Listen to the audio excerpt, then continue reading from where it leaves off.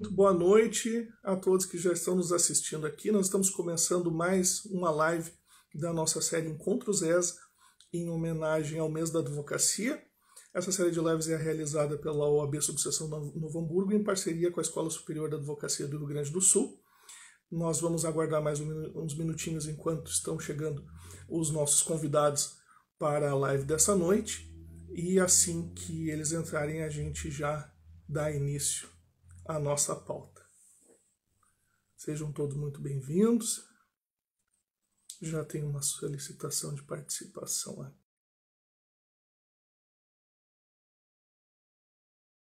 Opa. Oi, Lucas, tudo bem?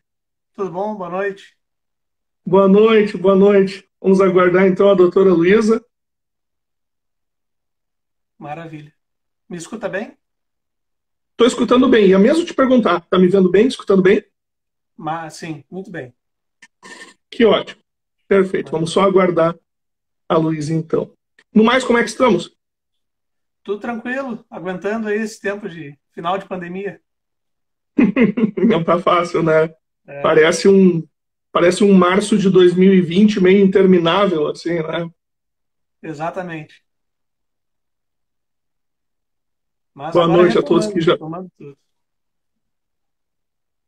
É verdade. Boa noite a todos que já estão se juntando aqui a nós essa noite. Sejam muito bem-vindos.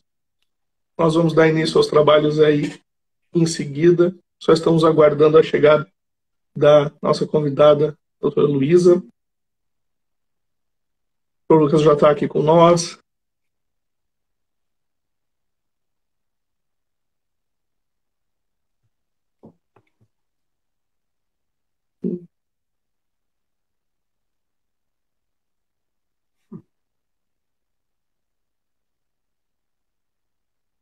Eu vou ficar de olho no celular aqui, porque eu disse que caso eu tivesse qualquer problema técnico, viu? Tá mesmo mandando uma mensagem.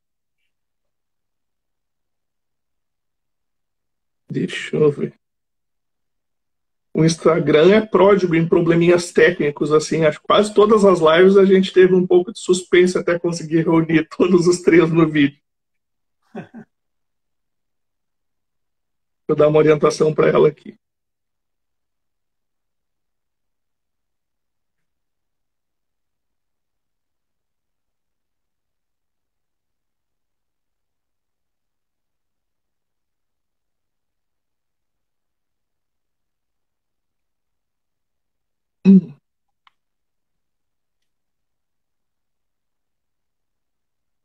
Ela vai sair da sala e entrar de novo e mandar uma outra solicitação. Eu não recebi a solicitação dela.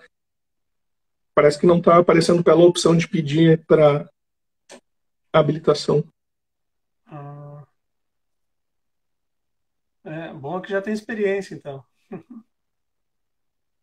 Para o bem e para o mal, né? É, Experiência em fazer e experiência em ser surpreendido pelo Instagram.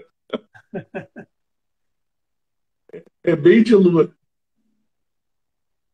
No seu caso foi super rápido, né? Veio ali já no. Eu abri a sala, já recebi a sua solicitação e saiu funcionando de cara. uhum. Dei sorte. Deixa eu ver se ela está retornando aqui.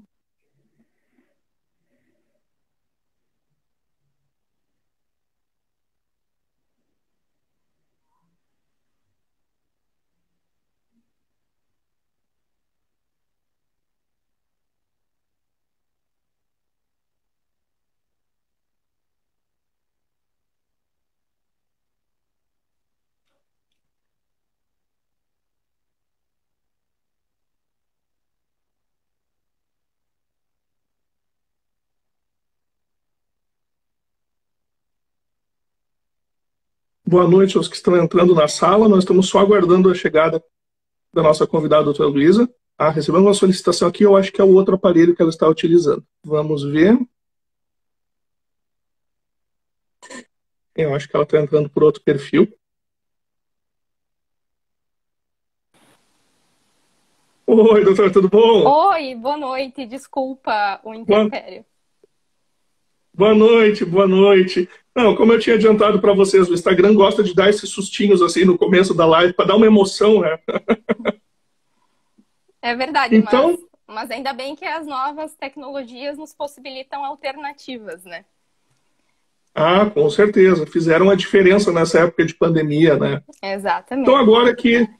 agora que nós estamos todos na sala aí, quero novamente cumprimentar quem já está nos assistindo. Sejam todos bem-vindos a mais uma live da nossa série Encontros ESA. Hoje a gente está encerrando a nossa série de lives alusivas ao mês da advocacia. E na live de hoje nós escolhemos como tema, aproveitando aí o lançamento recente de um livro dedicado exclusivamente a essa temática da live de hoje, que o título do livro, que também dá título à nossa live de hoje, é Sociedade da Informação e Fake Democracy, os limites à liberdade de expressão e à democracia constitucional. Nós temos aí hoje o prazer de ter nessa noite como convidados dois dos autores que integram essa obra, né? Escreveram diferentes artigos como autores, como coautores neste livro recém-lançado, que é a Luísa Bescol Pellegrini, que é advogada e mestre em Direito pela Fundação da Escola Superior do Ministério Público, e também o Lucas Moreschi Paulo, que é mestrando, advogado e mestrando pela mesma instituição. Eu quero desde já agradecer, não só em meu nome, mas também em nome da UAB Subseção Novo Hamburgo, agradecer demais a disponibilidade de agenda de ambos. É um prazer receber vocês aqui nessa noite. E é um tema que me interessa demais. Prova disso é que eu já estou com a minha cópia do livro aqui no meu tablet, né? Resolvi dar uma de moderno e comprar a versão digital. Embora eu reconheça que eu ainda tenho um apego assim nostálgico pelo livro escrito, sobretudo quando é assim material de estudo, ainda tem assim uma tendência maior para o livro físico, mas devo reconhecer a praticidade do livro digital, e aqui eu optei então, estou com a minha cópia já do livro. Quero indicar depois para todos que nos assistem, né, o livro. Vamos passar depois o título direitinho de novo. Eu comprei pela Amazon, né, no caso, quem compra no formato e-book instantaneamente já está disponível no dispositivo, então é de uma praticidade incrível. Então, nós estamos aproveitando o ensejo do lançamento recente dessa obra para conversar com dois dos autores sobre um tema que está muito em voga hoje no debate, não só jurídico, mas no debate político nacional. Essa questão dos limites, né, ao exercício das liberdades e os desafios que a sociedade da informação tem trazido para o modelo da democracia constitucional e para o Estado Democrático de Direito, nos termos como nós adotamos no nosso ordenamento jurídico nacional. Eu quero, então, começar, se me permite, Lucas, gostaria de começar fazendo um questionamento para Luísa sobre o artigo do qual ela é coautora nessa obra, que é a problemática do acesso não democrático à internet no Brasil. É uma análise do acesso à informação, que é um grande problema, né? Nós falamos sobre limites do exercício às liberdades, muitas vezes pressupondo que todas as pessoas já estão exercendo o seu direito de opinião pelas redes sociais, que todos têm acesso à internet, mas como esse artigo observa muito bem, há um problema anterior ainda, que é em pleno ano 2021, onde nós já reconhecemos em grande parte que a internet é praticamente uma necessidade, né? É um bem de primeira necessidade, mas muitas pessoas ainda vivem e são obrigadas a viver à margem daquilo que deveria ser praticamente um direito mínimo, né? Então eu gostaria muito de te ouvir sobre o tema desse artigo. Então, primeiramente, boa noite. Eu agradeço ao Dr. Henrique, ao Dr. Lucas, que está aqui hoje. Agradeço em nome da professora Raquel Sparenberger e da FMP por esse encontro de hoje. Muito obrigada pela oportunidade e por nos proporcionar uma noite agradável para falarmos de um tema tão importante e tão atual, que é sobre a nossa sociedade de informação, né? Porque nós vivemos nessa nova era da informação e alguns limites precisam ser verificados. E também, como a gente havia referido no meu artigo, meu e da minha amiga Tatiane, a nossa democracia, ela precisa ainda que ocorra um acesso democrático à internet. Porque senão vai ocorrer um analfabetismo digital e um deslocamento, onde alguns possuem acesso à internet, à informação, à tecnologia, e quantos outros, por limites geográficos ou até por questões financeiras, não conseguem ter acesso à internet, não conseguem, por exemplo, ter acesso à nossa live de hoje, ao Facebook, também é uma rede de informação, ao Twitter, ao Globo de notícias, enfim.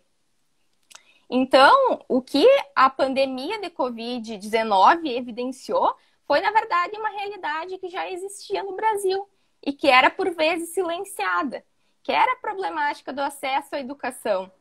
E no contexto do isolamento social, em uma sociedade que ainda é muito excludente e não é equânime, essa informação se consolida no momento em que as aulas passaram para a modalidade online e o Estado não se preocupou em prover para estes alunos, muitos carentes, muitos que vieram de escola pública, o acesso à internet e o acesso à tecnologia. Porque também não basta só termos acesso à tecnologia propriamente dita, a celulares e as tablets, nós precisamos acesso à internet. Precisamos estar conectados e ligados.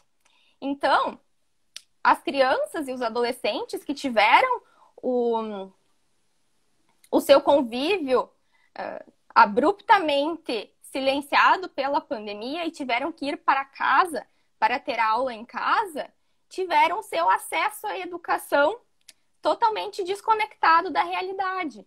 Porque as crianças e adolescentes não tiveram o suporte necessário pelo Estado para acessarem as suas aulas.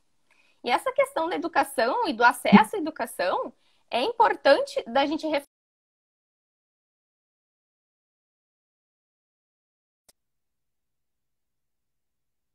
no texto da Constituição.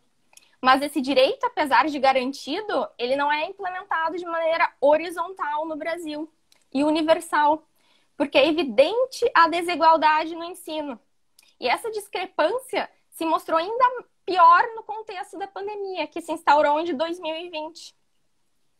Porque os alunos se viram de uma maneira e de outra, e não só os alunos, mas nós mesmos, que tínhamos compromissos profissionais, compromissos estudantis, de uma hora para outra a gente teve que vir para casa, estudar e trabalhar, mas nós fomos agraciados, né? Somos privilegiados em termos tecnologia, acesso à internet, mas e quantos não tinham?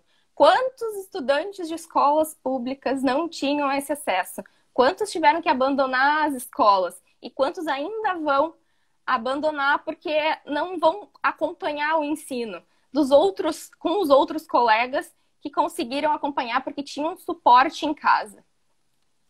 Então, a gente tem que refletir que um país que tem níveis de pobreza tão elevados entre a população, não é crível que a gente exija que uma população miserável consiga ter acesso ao mesmo nível de oportunidades e possibilidades que outra parte da população tem, né? Porque a gente não pode exigir que uma casa que não tem alimentos tenha tecnologia, tenha acesso à internet. E a gente pode, é só ligar a televisão que a gente vê inúmeros casos de pessoas que não têm alimento em casa. Então, como exigir que essa família provenha tecnologia e acesso à internet para os seus filhos verem a aula online, né? Então, esse é um fenômeno da exclusão digital, porque o acesso à internet é desigual. Então, parece um contrassenso, né? Porque a gente vive numa era da informação, mas não há informação de forma proporcional e horizontal. Por isso, se mostra urgente que a gente tenha políticas públicas para universalizar esse acesso à internet e para crianças e adolescentes que estão na fase de aprendizado possam acessar os meios de comunicação. Porque a pandemia trouxe as aulas da modalidade online e isso não vai se mudar abruptamente, né? Eu acho que o EAD veio muito para ficar, porque ele faz parte da nova era da informação e que rompe com essa barreira territorial. Imagina, olha que interessante.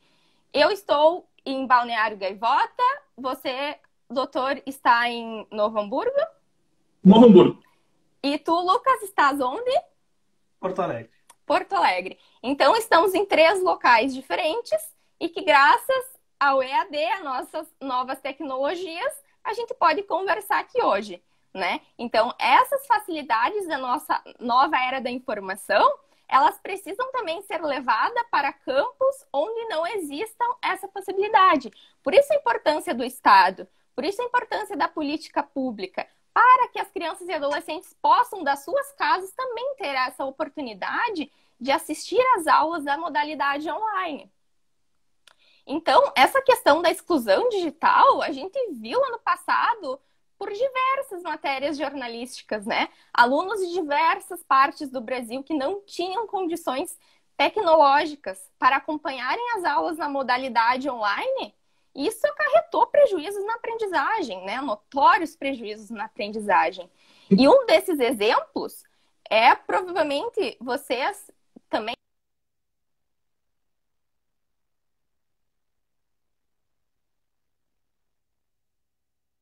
E ele não tinha equipamento tecnológico para assistir às aulas, então ele começou a vender latinhas para conseguir comprar um celular. Mas só termos o celular não basta. A gente tem que ter o acesso à internet. Então, o que o menino William fazia? Ele sentava na frente de um açougue e pedia a senha do Wi-Fi para o dono desse mercado, desse açougue. Então, ele ficava na praça escutando as aulas graças à solidariedade do açougue, que, né, proveu para ele o acesso à internet. Mas e quantos outros exemplos a gente pode ver? Aqui mesmo no Rio Grande do Sul, a gente também teve o caso de um menino que ficava lá no meio da lavoura para conseguir o acesso à internet. Então, esses são exemplos que mostram a nossa desigualdade do acesso à internet. Isso é uma exclusão digital, que ela já existia, mas que a pandemia trouxe muito mais latente, né, doutores? Então, é certo que existem vários Williams no país que não viraram matéria jornalística, mas que sofrem diariamente os percalços da falta das políticas públicas que possibilitam que esses jovens tenham acesso à internet. E por isso que enseja um prejuízo na educação. Esses jovens, novos adultos que estão ali adiante, que estão e estarão assumindo o papel de atores principais nos novos rumos do país, podem estar prejudicados. Porque, em que pese nós termos a garantia da educação, o acesso à educação não é horizontal e não está plenamente concretizado. Então, isso é importante a gente verificar, que a gente tem que ter acesso democrático à internet, porque a gente pode dizer hoje, que inclusive temos um artigo nesse mesmo sentido no livro, que o acesso à internet deveria ser um direito no rol do artigo 5º da Constituição Federal, porque seria um direito fundamental. Nós tínhamos até um projeto de emenda constitucional nesse sentido. O problema é que foi até aprovado na Comissão de Constituição e Justiça, mas foi infelizmente engavetado. Eu gostaria que realmente, né, as nossas vozes tivessem efetividade para que os nossos legisladores que nos representam pudessem novamente verificar que a internet é um direito fundamental e o Estado tem o dever de prover um direito fundamental à internet. Porque, como eu havia mencionado, estamos na nova era da internet, nova era da informação. Então, por isso que é importante a gente ter um novo olhar sobre essa questão. Né, doutor Lucas, gostaria de complementar? Não, acho que perfeito. Todas as colocações da doutora Luísa e já dou boa noite, então, ao doutor Henrique, né, agradecendo já a OAB Novo Hamburgo também. Cumprimento a AFMP e a professora doutora Raquel na imagem da Luísa, da colega doutora Luísa, e acredito que não, acho que nesses termos de acesso à democracia digital, acesso à internet, acho que colocasse muito bem todas as questões. A internet, sim, ela é hoje uma ferramenta de acesso, né? A própria imagem, a própria questão de democracia, isso inclusive é alvo, objeto de um dos capítulos, né, que eu pude contribuir aí ao livro. E nesses termos, então, eu concordo. Eu assinaria junto uma petição ou qualquer coisa do gênero para que a gente conseguisse fazer uma pressão para que entrasse, então, por meio de emenda constitucional, o acesso à internet, o acesso aos meios de comunicação, não só também, mas as ferramentas, né, que possibilitariam, então, a participação efetiva em, não só no direito à democracia, mas também nos outros direitos fundamentais que hoje, então, parecem que estão relacionados, né, intermediados pela internet. A gente pode pensar também, só a título assim de raciocinando junto aqui, a gente pode pensar não só na educação, mas também na medicina, né? Como a telemedicina cresceu nesses últimos meses, né? A OAB, inclusive, está possibilitando agora para os advogados a telemedicina enquanto numa parceria com a Caixa dos Advogados, numa forma mais facilitada, né? Então, essa telemedicina ela tem crescido, ela ganhou pareceres favoráveis do CRM, e parece, então, que o futuro ele é digital. A gente vai não exercer só a democracia política e o direito à informação pela internet, mas também parece que a gente vai exercer outros direitos pela internet. Talvez ainda leve um tempo para a gente conseguir se locomover pela internet, né? Mas eu acho que o Google Street View já consegue um pouco esse problema. Aí talvez as novas barreiras, né? De quão longe a internet consegue nos levar. Perfeito. Quero, primeiramente, agradecer a resposta da doutora Luísa. Acho que é um ponto importantíssimo que foi abordado na sua fala sobre a importância de políticas públicas, né? Porque muitas vezes coisas como avanços tecnológicos, o acesso a hardware ou software, ou acesso à internet, isso parece coisa. Não, isso são problemas individuais, isso são questões particulares que cada um vai resolver de acordo com as suas possibilidades.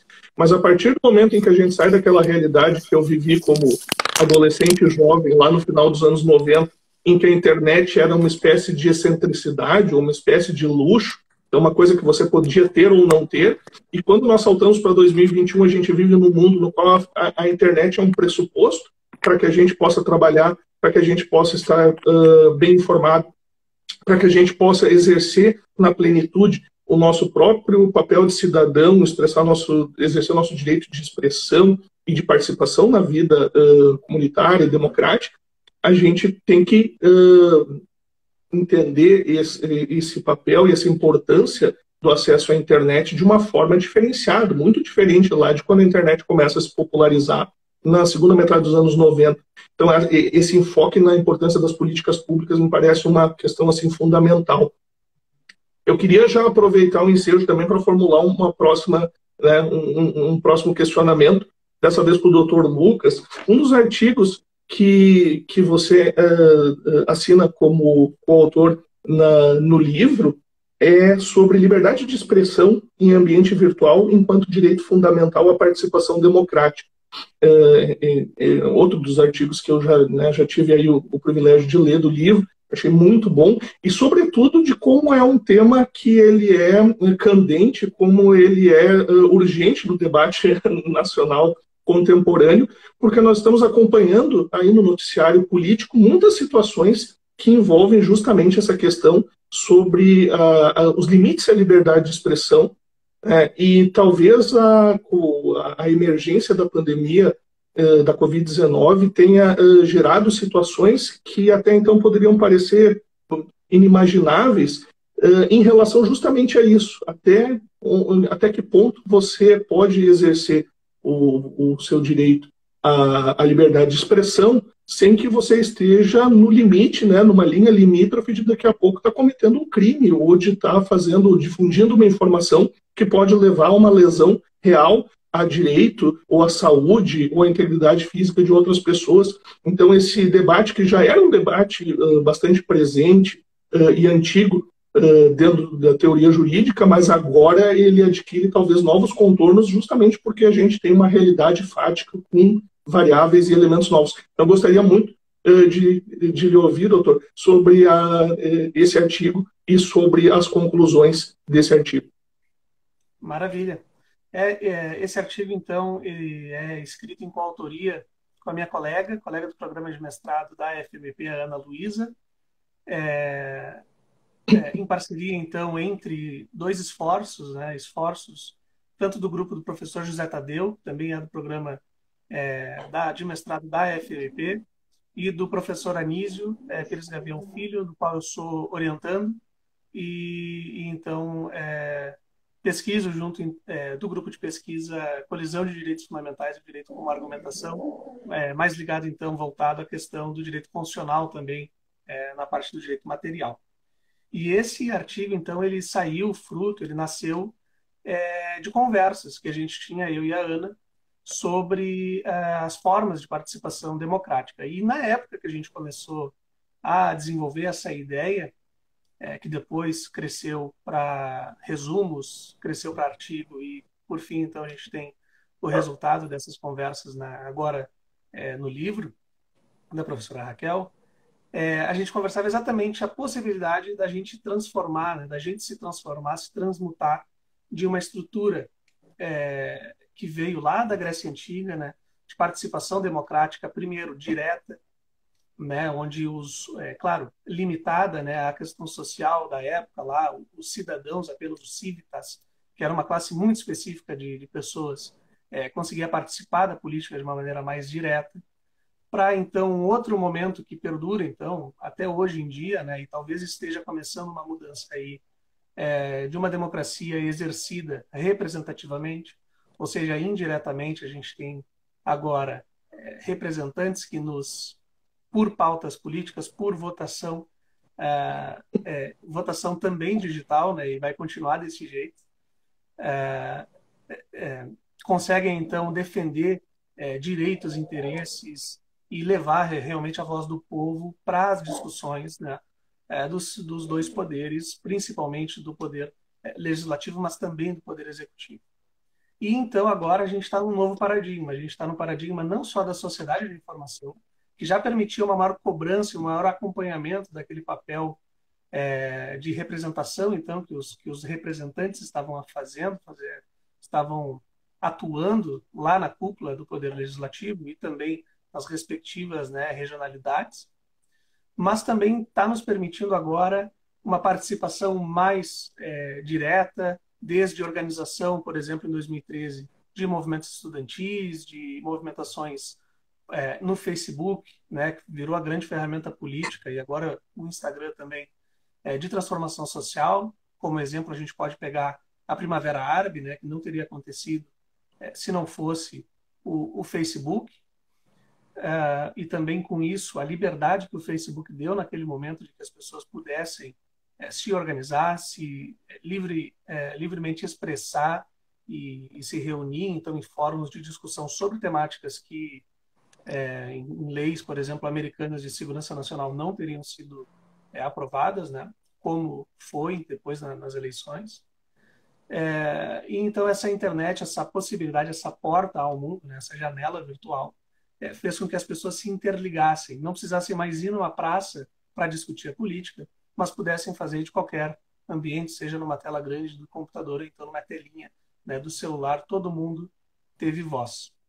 E aí, eu acho sempre interessante fazer o paralelo entre o Humberto Eco, né, que tem a famosa frase desculpa a expressão, do idiota da aldeia, né, que a internet então vai possibilitar que a gente consiga dar mais voz ao idiota da aldeia do que classicamente se tem um ganhador do prêmio Nobel, e o Voltaire, né, que não disse essa frase nos bastidores aí da filosofia. Quem disse essa frase foi uma biógrafa dele, né, que foi então estudar a obra dele, quis resumir isso, e que é aquela frase então que se consagrou, e no Facebook às vezes aparece com o nome dele embaixo, que é a de que posso não concordar com nada do que dizes, mas defenderei até a morte o direito de dizê-la. Né? Então a gente está nesse paralelo, a gente está nessa comparação entre uma total liberdade, né, uma total liberação de qualquer amarra da internet, fruto então também de tudo aquilo que a gente já tem passado, de um marketing ostensivo, né, direcionado, que influencia até não só no nosso comportamento, não só na nossa vida, mas também nas nossas opções políticas, até verdadeiros incêndios digitais, né, que acabam destruindo aí relações municipais, estaduais, ou então, como a gente sabe muito bem aqui no Brasil, até nacionais. Então, acho que esse é um paralelo muito importante entre a crítica do Eco e o liberalismo, né, do Voltaire, que a gente tem que trabalhar. nesse sentido, né, nesse equilíbrio, o Manuel Castells, né, que é um autor que vai aparecer então em praticamente todos os artigos do nosso livro, que fala exatamente da sociedade de informação e vai depois se debruçar no tema das fake news, ele, e que, portanto, então, com justiça aparece em praticamente todos os artigos desse livro, ele vai procurar exatamente esse meio termo, essa intermediação entre um saudável, né? Uma busca saudável de participação da era digital, né? Uma participação política das pessoas diretamente na era digital. E, nesse sentido, então, a ciberdemocracia, que já era uma coisa estudada desde o início dos anos 2000, se não no final da década de 90, começa a ganhar mais força e parece que vai conseguir sair, né, só da teoria e chegar à prática. Por exemplo, com a caixinha que o presidente da CPI da Covid abriu agora recentemente, para que a população em geral, né, fizesse perguntas para os entrevistados, né, ou para os convidados da CPI, e que essas perguntas de fato foram respondidas, né, foram levadas à CPI, e tem ali, então, para mim, uma primeira imagem, uma primeira assim, identidade real de que a ciberdemocracia pode começar a ser utilizada, começar a ser levada realmente a sério, desde logo. Não só por votação, você concorda ou não com essa proposta, mas sim com um efetivo conteúdo. O que o senador acha disso? Por que o senador não fez assim o assado? O que aquele deputado ou aquele secretário tem a dizer sobre o caso tal, que teve um superfaturamento assim assado. Então a gente vai conseguir não só fazer uma participação ativa, né, através da internet, como também a gente pode até pensar, talvez ideologicamente, talvez idealmente, né, numa prevenção à corrupção, uma prevenção ao mau uso da máquina pública, através também da internet, pelos mesmos mecanismos e ferramentas que a ciberdemocracia, então, está nos dando aí de utilitários.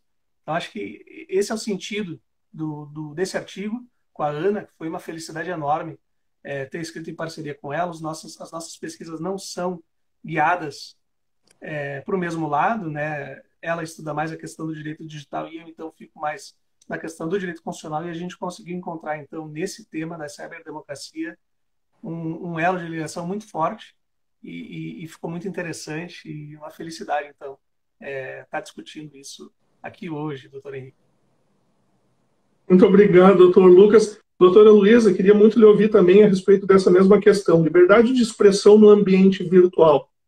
Como nós interpretamos isso, sobretudo aí em tempos de Covid-19? Eu acho que um ponto interessante que o Dr. Lucas falou é talvez uma ruptura democrática que a gente verifica em fake news e discursos de ódio, né? Porque esse é um tema crucial e que, infelizmente, está bem recorrente e que desestabiliza o nosso sistema constitucional. E que esse é um aspecto que a gente trata também no livro. Porque o processo eleitoral, a disseminação de fake news e como também o eleitor contribui, né, para a disseminação dessas fake news. Então, a liberdade de expressão está garantida constitucionalmente, mas ela tem limites, né? Porque a gente não pode achar que é um supra-sumo do direito e que ele não há limites.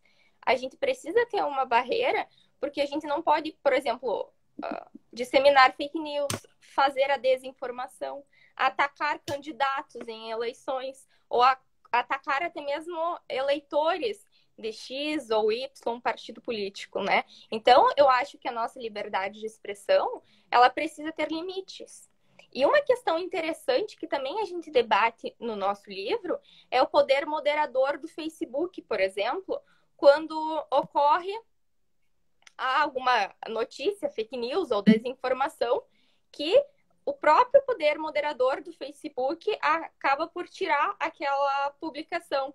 E aí a gente pode perguntar, mas e a liberdade de expressão do indivíduo? Ele está se se manifestando, né? Então, por que que o Facebook poderia fazer isso? Bom, o Facebook pode fazer isso porque ele é o moderador e todas as postagens que vão de encontro aos direitos humanos e à própria questão da informação, né? Ela, então, pode ser retirada. E eu acho que também é muito interessante porque nós temos, ultimamente, muitas publicações sobre movimentos anti-vacina, sobre questão do voto impresso, sobre até desinformações sobre a própria pandemia. Então, claro, temos a liberdade de expressão, mas essa liberdade de expressão não pode servir como a liberdade de desinformar o outro indivíduo. Então, isso é importante a gente falar. E a gente, como advogado, tem que também saber, né, que se a gente alega, a gente tem que provar. Então, às vezes, as postagens, elas caem no vazio do mero discurso ideológico e elas não provam coisa alguma. Então, por isso é importante também aqui a gente tem que falar sobre a educação digital. Porque quando a gente compra, por exemplo, um liquidificador, ele tem lá as informações, né? Ah, você não pode utilizar com alimentos quentes. Tem a voltagem, se é 110 ou 220. Mas quando a gente está na era da internet, a gente não tem um manual de informações. Então, para tentar combater a desinformação, a fake news, para atuarmos no nosso limite de liberdade de expressão, a gente precisa ter em mente que a gente precisa sempre verificar se a notícia é verdadeira, comparar a notícia com outros sites para ver se realmente aquela notícia poderia ser verdadeira. Então, a gente tem que entender que a gente não pode desinformar, porque a nossa liberdade de expressão, ela tem um limite, né? Não sei se o Dr. Lucas gostaria de complementar. Claro, esse, inclusive, a questão do limite é o alvo do outro artigo que eu escrevi. Não sei se o Dr. Henrique gostaria de fazer algum outro comentário antes, né, de eu entrar efetivamente nele, mas de um outro artigo que foi para o livro, com a Cíntia, com a minha amiga doutora Cíntia Burilli, e que vai discutir, então, exatamente essa questão do limite à liberdade de expressão e também do limite ao poder de limitar essa liberdade de expressão, então, uma busca entre o racional, né? Um ponto de contato entre os dois artigos é essa busca da harmonia entre a expressão e a restrição à expressão, né? Bem nos termos, então, do que o Castells nos conduz, então, e que também a nossa ordem constitucional nos impõe, né? Que a gente busca a satisfação de tantos direitos fundamentais quanto possível, no caso. Perfeito. Eu acho que, só pegando um gancho na fala da doutora Luísa, eu acho que tem uma coisa muito importante na sua fala, doutora, no sentido de que, sim, há uma discussão jurídica de que, quando não poderia ser diferente, né? Quando uma questão dessas relativa aos limites da liberdade de expressão é judicializada, nós vamos precisar ter padrões interpretativos para aplicação da lei, nós vamos precisar trabalhar com padrões, etc.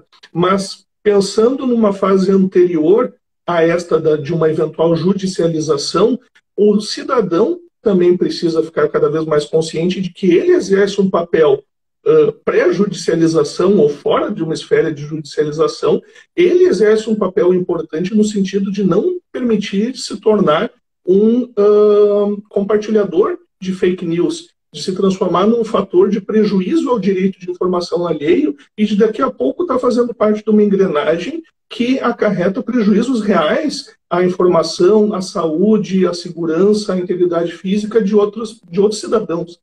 Então, também há um debate sobre democracia e cidadania, né, que talvez seja anterior à própria questão ali da teoria do direito, da hermenêutica ou da aplicação da lei. Então, eu acho que esse é um ponto muito importante, porque nós estamos discutindo ética na vida em comunidade, né, que também é muito importante. Eu acho que é um aspecto que me parece que, tristemente, nós deixamos muito a desejar aqui no país desde o início da eclosão da pandemia. Eu acho que muito da tragédia que nós estamos vivendo é um fracasso na nossa forma de pensar a vida em comunidade, né? As obrigações que nós temos para com os nossos concidadãos e da responsabilidade que a gente tem de viver em sociedade, ela não permite que a gente abrace uma ideologia ultraliberal do tipo, eu sou o Tarzan morando no meio do mato, eu vivo na selva, eu sou um self-made man, então eu posso fazer tudo. E talvez esse seja um dos grandes desafios que nós enfrentamos pensando teoria do direito, né?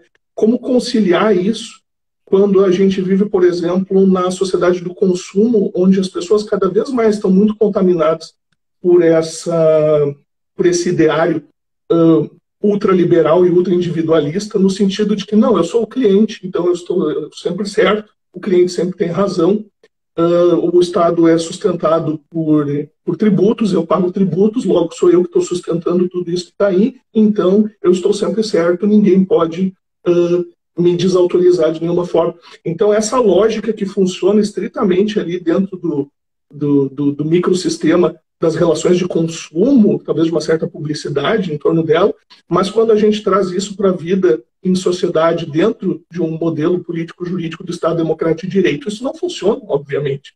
Então, por um lado, a gente tem essa ilusão, né, essa vitrine de um ultraliberalismo e um ultraindividualismo, e, por outro lado, quando nós internalizamos que o direito da liberdade de expressão não é absoluto, ele comporta interditos, ele comporta limites, mas também saber trabalhar até onde vão esses limites. Por isso eu acho tão importante essa pesquisa, como estava falando o Dr. Lucas, sobre os limites dos limites, né? Quais são os padrões de racionalidade para limitar.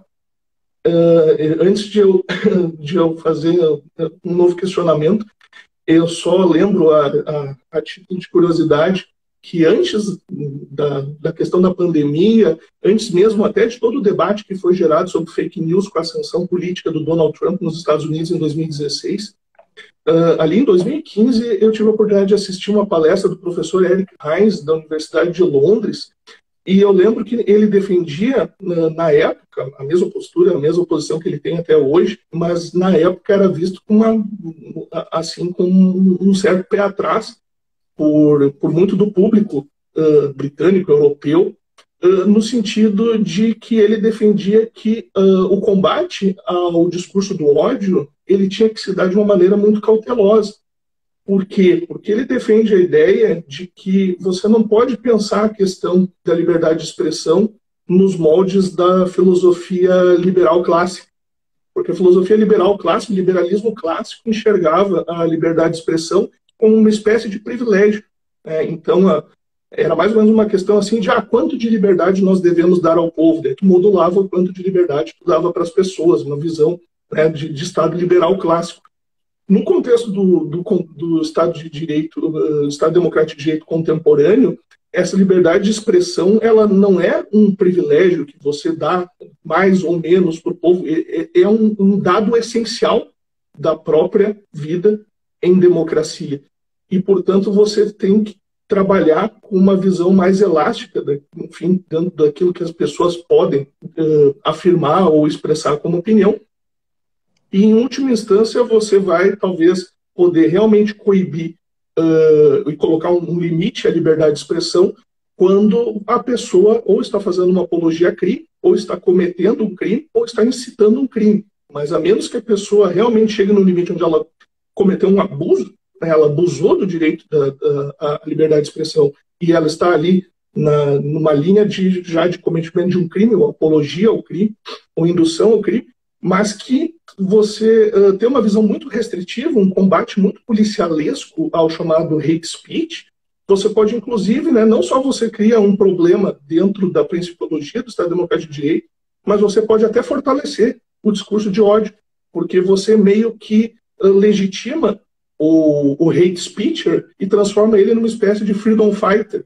Ele é transformado, esse é o cara que encarna o discurso da liberdade, esse é o cara corajoso que fala tudo, que não tem medo, que não tem papas na língua, esse é o mito. Daqui a pouco você acaba, talvez o tiro sai pela culatra e você engrandece, transforma essa pessoa que pratica o discurso do ódio numa espécie de freedom fighter, e daí o tiro sai pela culatra. E me parece que hoje essa também continua sendo uma questão bastante atual, né, de pensar como você trabalha com limites e com limites dos limites. Então, desde já, com esse ponto de partida, eu quero aí devolver a palavra para a doutora Luísa. Os limites dos limites é uma questão muito interessante. Eu acho que nessa questão a gente até poderia usar a teoria, né, da ponderação, porque eu acho que tem tudo a ver aqui. O Robert Alex ia nos salvar, porque a gente tem um lado a liberdade de expressão e a gente tem, né, no outro lado um possível limite, um outro direito que venha a conflitar. Então, o que a gente verifica também no Brasil tão polarizado de hoje é que alguns discursos de ódio, eles se inflamam e, como tu bem disseste, como a gente tem um poder que tenta dar um limite, essas pessoas mais polarizadas acabam se sentindo assim o suprassumo, porque, bom, eles estão sendo barrados, digamos assim. Então, isso é bem difícil e também porque a gente está tentando... Sempre quando a gente tem um limite a um direito, a gente tem que tentar sempre espremer lá o último do direito fundamental para tentar não restringi-lo. E restringi-lo sempre é a última alternativa, porque justamente é um direito fundamental. Liberdade de expressão é um direito fundamental. Então, a gente tem que tentar utilizá-lo até o limite do limite para tentar não barrá-lo. E sempre só quando for ultimamente necessário barrar. Então, quando a gente tem fake news, por exemplo, que dissemina a desinformação, quando a gente tem discursos de ódio, eu não vejo como a gente limitar e tentar né, sugar o último lá da liberdade de expressão. Porque eu acho que aí a nossa liberdade de expressão ela precisa sofrer um limitador. Porque a gente não pode induzir outras pessoas com os nossos discursos, com as nossas desinformações ou com notícias compartilhadas de forma equivocada, que não são vistas as fontes. Então, quando a gente tem assim discursos muito ofensivos, de ódio, de realmente uma desinformação, eu não vejo como não limitar a liberdade de expressão. Claro que sempre aqui, né? A gente sempre tem que ver o caso concreto, né? Como tudo no direito, é caso a caso e é o clássico depende. Mas nessas questões em que a gente verifica ataques à democracia, não verifico como não limitar o poder da liberdade de expressão do indivíduo que acaba por afetar a democracia, né? A gente vê também vários exemplos no Brasil em que isso acontece, em que é afetado alguns direitos, né, de políticos, de ministros, e que a liberdade de expressão daquele facilitador é justamente cerceado porque ocorreu um ataque à democracia, por exemplo. Então, a nossa sociedade de informação, ela tem que saber que ela tem limites. Nós temos limites, porque nós não podemos também propagar desinformação ou notícias que acarretem na propagação de notícias em que os indivíduos acabam sendo, assim, como eu posso dizer, influenciados pelas nossas opiniões. Isso acontece muito nas redes sociais. Todos são doutores em todos os assuntos. Doutores de pandemia, doutores de Supremo Tribunal Federal, doutores do direito, todos são doutores, né? Então, isso eu acho que a gente precisa ter um limitador para que não ocorra ataques à democracia e que a nossa democracia não seja desestabilizada. Demoramos tanto para consegui-la, quando finalmente estamos, né, marchando, tem ataques que podem vir a sofrer uma ruptura democrática. Então, eu acho que é nesse sentido que eu vejo que determinadas questões não teria como utilizar o argumento do eu tenho o meu direito fundamental à liberdade de expressão, porque eu acho que não é bem assim. Não sei se o Dr. Lucas, Dr. Henrique gostaria de complementar, falar a sua opinião também sobre isso. Dr. Lucas, por favor. Maravilha. Sim, é um tema... Esse parece o tema central, pelo menos para mim, é o tema central, né, quando se fala em liberdade de expressão. eu sempre lembro dois casos paradigmáticos assim da liberdade de expressão. Um envolve o Capital, né, do Karl Marx, que foi escrito na Biblioteca de Londres, né? Então, para mim, esse é o suprassumo do poder da liberdade de expressão, né? Na sua vertente, então, mais liberal. Tá? Outra histórica, antes de entrar na segunda, que eu acho paradigmática, é a da possibilidade que os alemães tinham, até pouco tempo atrás, que agora já tá proibido, de usar adereços alusivos ao nazismo, né?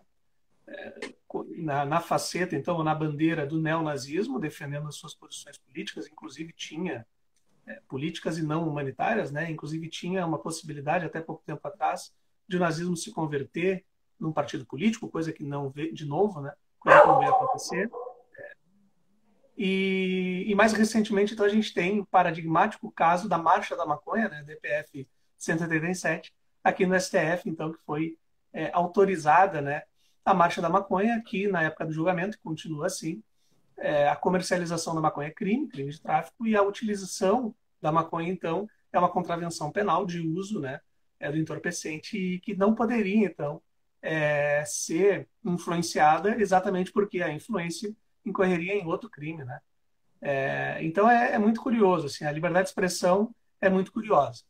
E aí, no artigo esse, né, o limite aos limites da liberdade de expressão, que eu escrevi com a minha querida amiga e colega Cíntia, a gente traça um pouco exatamente desse paralelo, assim, até um pouco filosófico, da necessidade que a liberdade de expressão tem de ser, de fato, livre, né, para que a gente possa até postular que o direito continue algo plural, continue algo que se desenvolve, né, algo que pode ser questionado, que não fica sempre naquele imutável, né, naquela coisa que a gente não consegue, então, ter possibilidade de interpretar, que a gente só poderia, então, repetir, né, mais do mesmo, como se diz. Então, eu acho muito interessante essa colocação.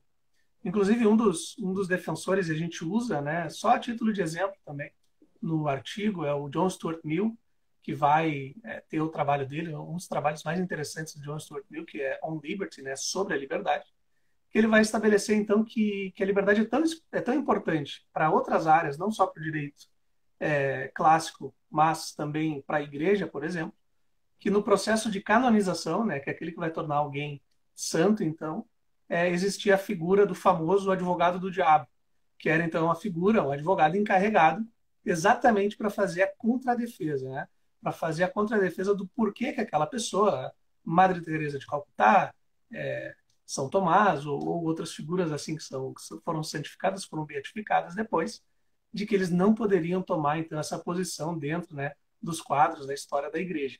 Então é muito interessante que a liberdade de expressão ela se envolve exatamente naquela questão da dialética, do diálogo, que para a gente é tão interessante, tão importante, né?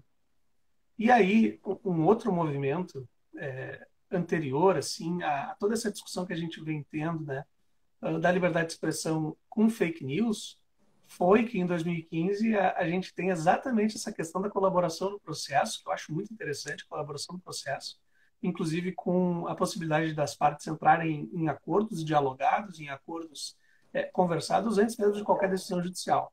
Quer dizer, tu entrega a tua vida, tu entrega a possibilidade do teu processo, né, da tua resolução que tu não conseguiu fazer extrajudicialmente para o judiciário, e o judiciário diz assim, não, só um pouquinho, mas quem sabe com mais diálogo vocês não conseguem chegar na solução. Com mais negociação vocês não conseguem chegar numa solução consensual. Então a gente tem uma valorização muito grande da nossa possibilidade humana de comunicação.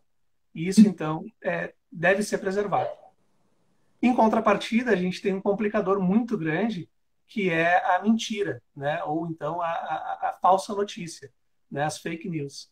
E as fake news, então, elas estão nos despertando assim um medo, né? A gente tem muito medo do poder das fake news, que conseguiram, então, para uns fazer com que pessoas não tomem vacina, isso é empiricamente verificável, né?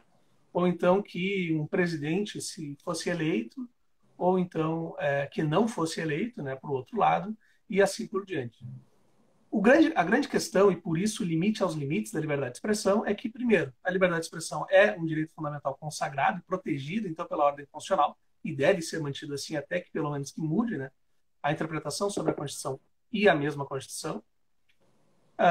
E também que a liberdade de expressão ela não é um direito subsidiário. Não existe uma hierarquia entre direitos fundamentais. Então, a gente não pode dizer que, para a salvaguarda do Estado democrático de direito, a gente possa atacar a liberdade de expressão, ou a liberdade de reunião, ou qualquer outra liberdade estabelecida, né?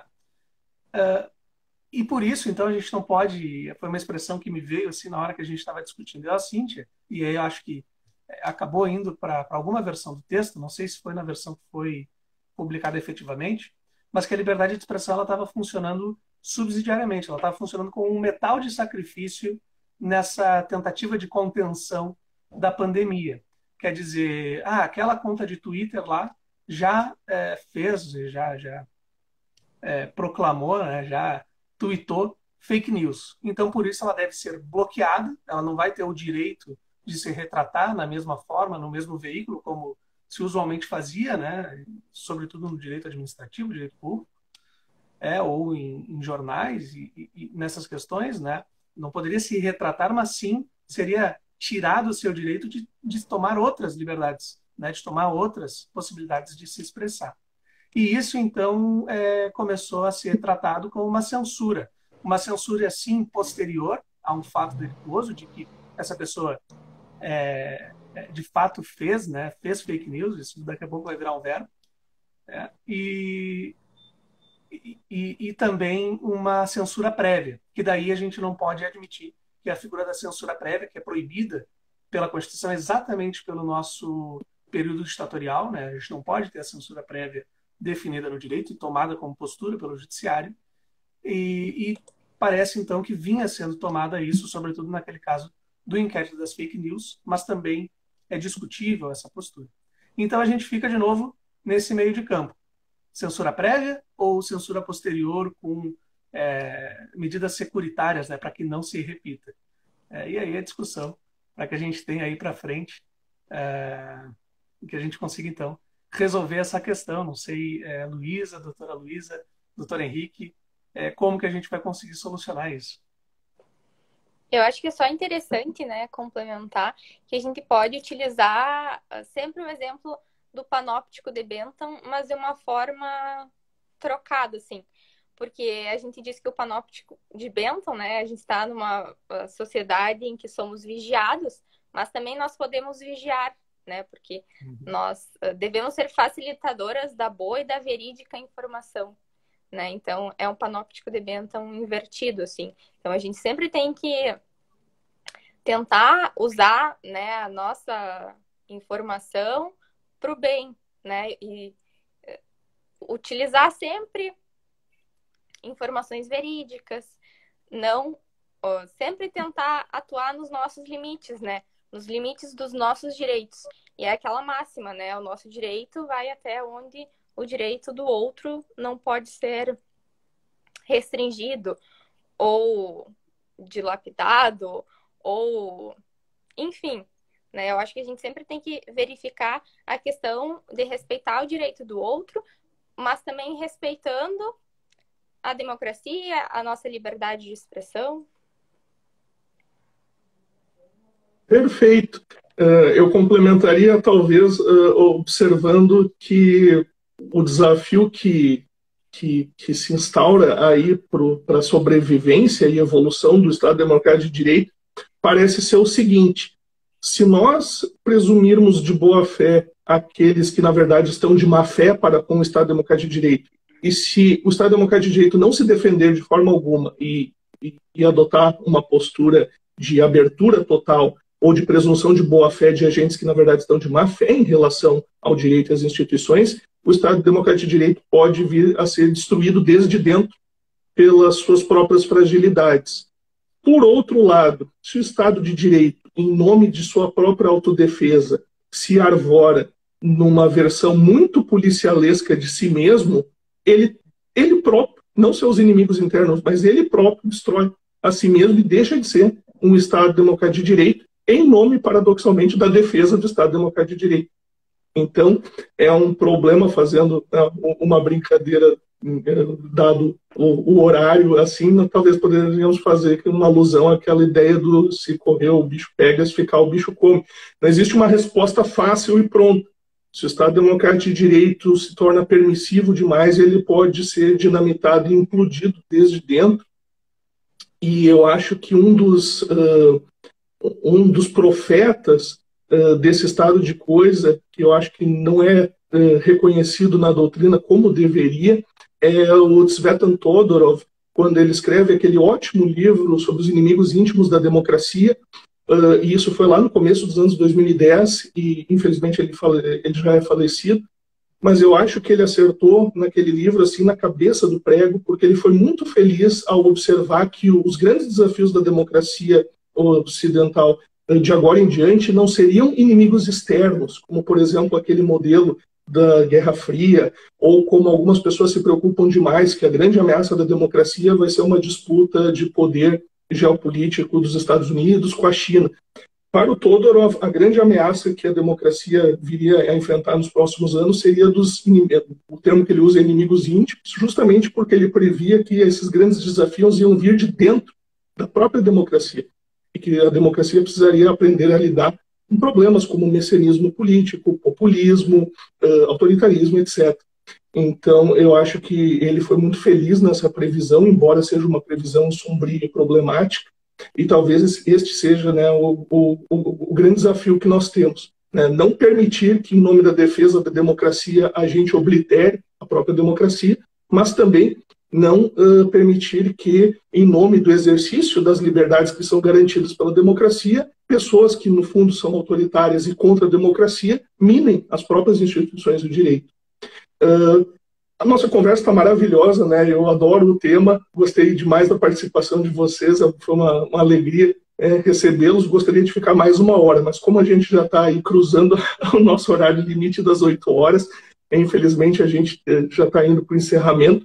Eu quero apenas passar a palavra para as considerações finais, desde já renovando meus agradecimentos aí, não só em meu nome, mas também em nome da OAB Subseção Novo Hamburgo e da Escola Superior da Advocacia do Rio Grande do Sul, pela disponibilidade de agenda.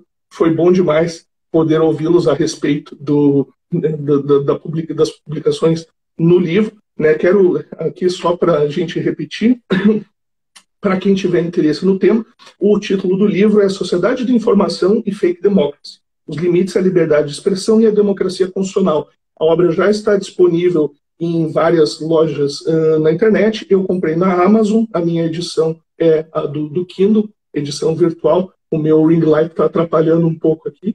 Mas então fica a minha recomendação. Já tive a oportunidade de ler vários artigos, além dos artigos que vocês publicaram, outros também. A obra é muito boa. Ó, formato físico. Ó, esse é Roots, viu? Muito bem. Mais tradicionalista. Eu querendo posar de moderninho aqui com o meu Kindle. Mas então, infelizmente, em virtude do avançado da hora, quero passar a palavra para vocês para as considerações finais. Bom, eu só gostaria de agradecer hoje. Foi um encontro muito agradável por falarmos de assunto do momento, né? Eu acho que esse assunto é muito importante de debatermos cada vez mais, porque diz respeito às nossas vidas, né? E ao nosso futuro, né, enquanto democracia. Então, o nosso livro está disponível de formato digital na Amazon e também de formato físico, assim como o Lucas mostrou lá no Clube de Autores.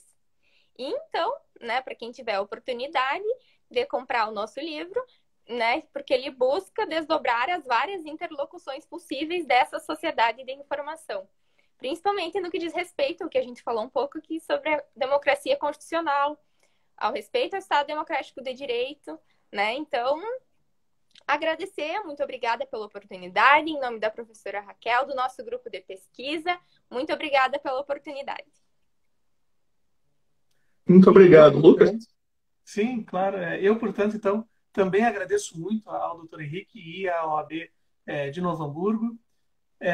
A gente deu aí, então, mini spoilers, né, daquilo que é discutido no livro. O livro, fazendo até um paralelo com outro livro recentemente lançado pela professora Raquel, o Pluralismo Jurídico, também da editora Merak, também disponível no Clube de Editores, né, no Clube de Autores, aliás. É um livro plural, a gente consegue ali ver claramente, só pelo sumário já é possível ver, que os autores tomam pontos de partida comuns e chegam em respostas dialogadas e respostas não contraditórias, mas respostas, então, que podem nos beneficiar muito, né, para a solução desses problemas do presente, né, não só do futuro, mas muito ainda do futuro.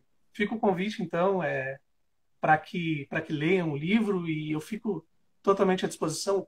A FMP fica inteiramente à disposição para quem quiser continuar esses diálogos, problematizar algumas questões e continuar discutindo esses temas para o desenvolvimento, então, da nossa ciência.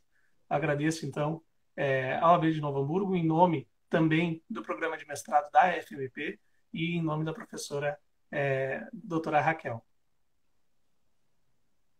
Doutor Lucas, doutora Luísa, muito obrigado mais uma vez pela participação. Mais uma vez, parabéns pela publicação da obra. Também quero estender esse parabéns a uma das organizadoras do livro em questão, a minha amiga, a professora doutora Raquel Sparenberger. Até gostaria, por questões de agenda, ela não pôde estar aqui conosco essa noite, mas com certeza não faltará oportunidade. É uma pesquisadora da maior qualidade, gosto muito dela. E parabenizo a vocês e também registro meu parabéns a ela pela organização dessa obra tão importante para o debate, não só jurídico, mas também o debate público-político nos tempos que correm. Meus agradecimentos a todos que nos acompanharam nessa noite, nessa última live da nossa série Encontros ESA, e nós estamos nos despedindo por aqui. Um grande abraço, boa noite a todos. Até mais. Boa noite e até mais. Boa noite. Boa noite.